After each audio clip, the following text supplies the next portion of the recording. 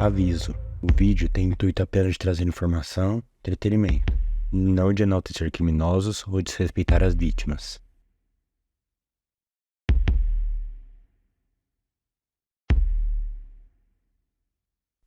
Opa, então, né, eu meio que sumi bastante. O tipo de vídeo que eu tô trazendo aqui pra vocês não é fácil de produzir. Tem que fazer um roteiro que acaba demorando bastante, porque eu tenho que pesquisar, tenho que ter certeza das fontes.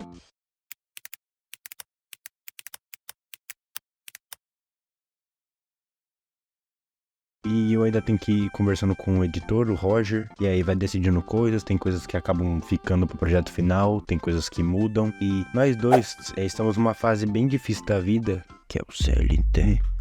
Então, tipo, a frequência que vocês têm visto mudou bastante por conta disso, porque eu ando ocupado. Acabei trabalhando muito e estudando, mas eu vou tentar melhorar a frequência e se der, eu agradeço de já quem continuar acompanhando, quem não se inscreveu, e muito obrigado, vocês são demais. É isso, fiquem com a história.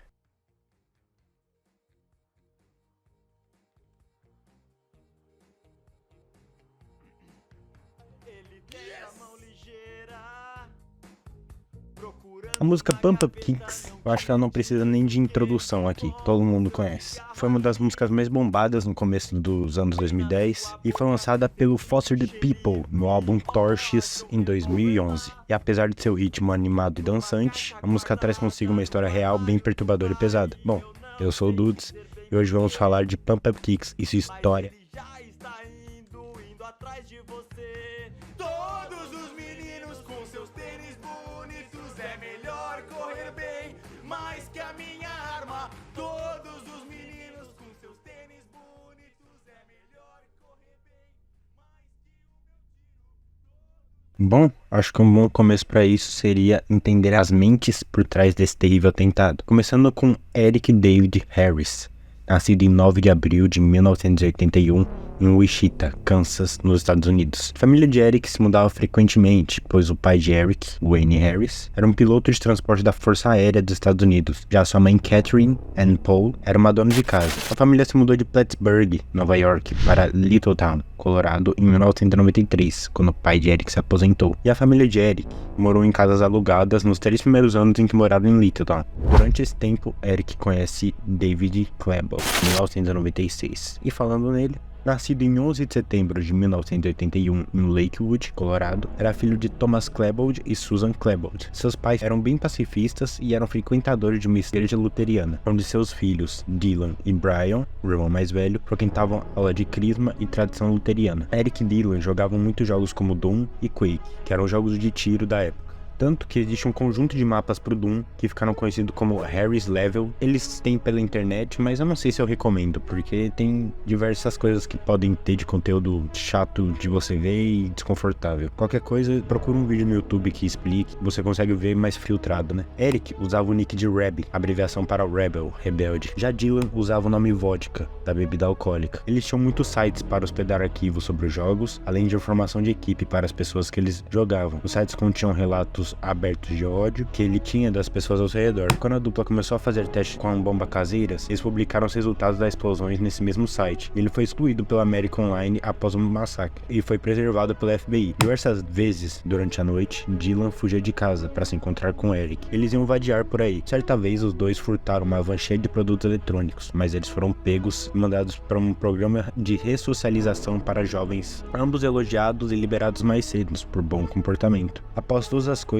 que já tinham passado, os dois já se viam fartos de bullying, exclusão e isolamento na visão deles. E então começaram o seu plano doentio e demorou cerca de 1 ano mais ou menos para eles ficarem prontos, mas eles ainda deixavam sinais durante tudo isso. E os pais foram avisados, porém nada foi feito. Até o sobretudo preto que eles usavam nas famosas filmagens tinha um certo significado, que era um grupo de excluídos da escola que usavam sobretudo preto para mostrar que é como se fosse um clube dos excluídos. Mas oficialmente podemos dizer assim que eles nunca fizeram parte, mas eles continuavam usando mesmo quando o próprio grupo já não achava mais necessidade de usar, principalmente em gravações de ensaios, entre aspas, do que eles fariam no fatídico dia. No porão da casa de Eric foi gravado o que foi chamado de The Basement Tapes, as fitas do porão, no qual elas nunca foram mostradas ao público, por ter conteúdo sensível nas conversas, mas basicamente nelas eles planejavam como ia fazer no dia, como fizeram para enganar os pais, conseguir as armas, os motivos pelo qual eles planejavam tudo isso. Os únicos que tiveram contato com as fitas, fora os garotos, foram os próprios pais e a polícia depois. E o motivo pelo qual não terem sido levados a público foi para evitar que esse plano fosse copiado de alguma forma. Em 2011 elas foram completamente destruídas por ordens judiciais, então se existe nenhuma cópia. Certas transcrições de pedaços da fita, e se eu não me engano elas têm fácil acesso na internet, que é basicamente eles disseminando ódio, falando os supostos motivos, o porquê, e no final ela tinha um testamento dizendo para quem iria os seus bens depois de todo esse plano deles.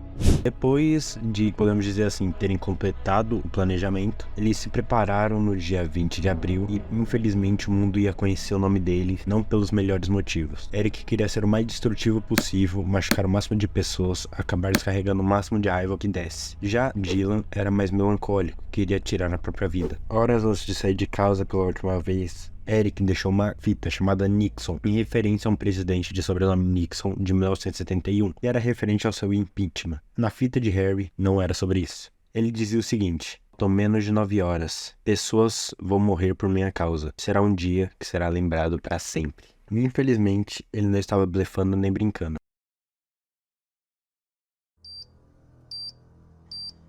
20 de abril de 1999, Columbine, Colorado, Estados Unidos. 11h19 da manhã. Eric Harris e Dylan Cablow entram na Columbine High School para começar algo que ficaria para sempre na história. Eric e Dylan pegaram seus carros, respectivamente, e encheram eles com diversas armas e bombas e foram a destino à Columbine High School, chegando às 11 horas e começando tudo às 11h19 e terminando às 12h14, com 13 mortos e 21 feridos, 12 alunos e um professor, destruindo vidas e sonhos. Certo tempo depois de começar, Patty Nilsson, uma professora, conseguiu fazer uma ligação para a polícia. Jefferson County 911. Yes, I am a teacher at Columbine High School. There is a student here with a gun. He has shot out a window. I believe one student I've been Columbine High School. I don't know what's in my shoulder. If it was just a last beat through it. Okay, has anybody been injured, ma'am? Yes. Okay. Yes. And the school is in a panic. And I'm in the library. I've got students down under the table, kids. Heads under the table. Kids are screaming. Some of the teachers are, trying to take control. We need police here. Okay, we're getting them there. Police here. Who is the student, ma'am?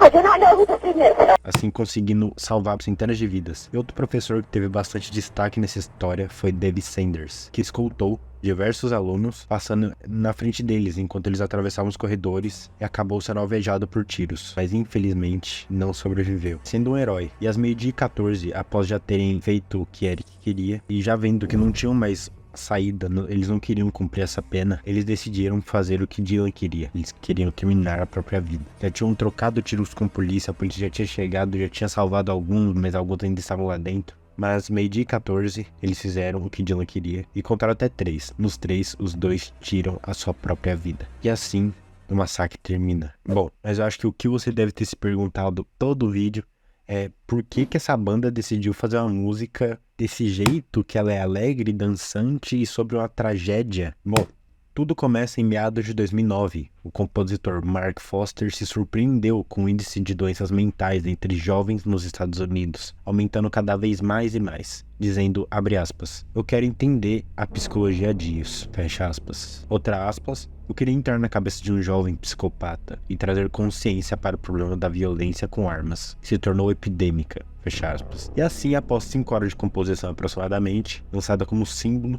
narrando o ponto de vista de um jovem problemático, e o menino encontra um revólver na caixa do pai, no armário de coisas legais, e muitos nem prestavam atenção na letra lá fora. Então imagina que dentro do Brasil, foi um sucesso enorme. A música ganhou prêmios de música rock do ano da Billboard Music Awards em 2012. E o problema, no entanto, é que a letra era chiclete. Não demorou pro povo realmente entender a carga emocional. Mas o problema é que, apesar de ser citado como em escolas como uma espécie de antipropaganda aos massacres, acabou se tornando um problema. porque a música problematizava os ataques, começou a ser usada por grupos de pró-armamentistas nos Estados Unidos, e mais tarde ela se tornou até um símbolo para quem queria cometer esse tipo de crime. Por exemplo, aqui no Brasil, quando teve o ataque na escola estadual Professor Raul Brasil, em Suzano, a música foi amplamente citada por jornais. Só que a ideia da música nunca foi essa. Ela nunca quis romantizar ou botar os atentados em um pedestal. A canção não é necessariamente sobre perdoar a violência. Muito pelo contrário. Ela é um jeito de você conversar com as crianças sobre algo que não vai poder ser ignorado, e a forma que foi escolhido,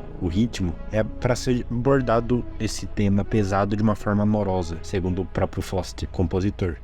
Essa é a história por trás da música Pump Up Kicks. Espero que você tenha gostado. Deu bastante trabalho esse roteiro, ele ficou bem grande e no fim acabou sendo muito mais do que mais a história do atentado do que realmente sobre a música, apesar da música 100% por cima disso. E algo que, apesar de ser clichê, tem diversos vídeos sobre, é sempre importante trazer aqui. Foram pessoas reais que foram envolvidas em todas as ocasiões, e esse não foi o primeiro, mas com certeza foi um começo de uma espécie de epidemia. O efeito Columbine, que a partir daí começou a acontecer diversos atentados semelhantes. É sempre bom falar. Se você sofre bullying, tente achar um jeito de lidar com isso de forma saudável, procure apoio, e é isso. Eu sou o Luiz.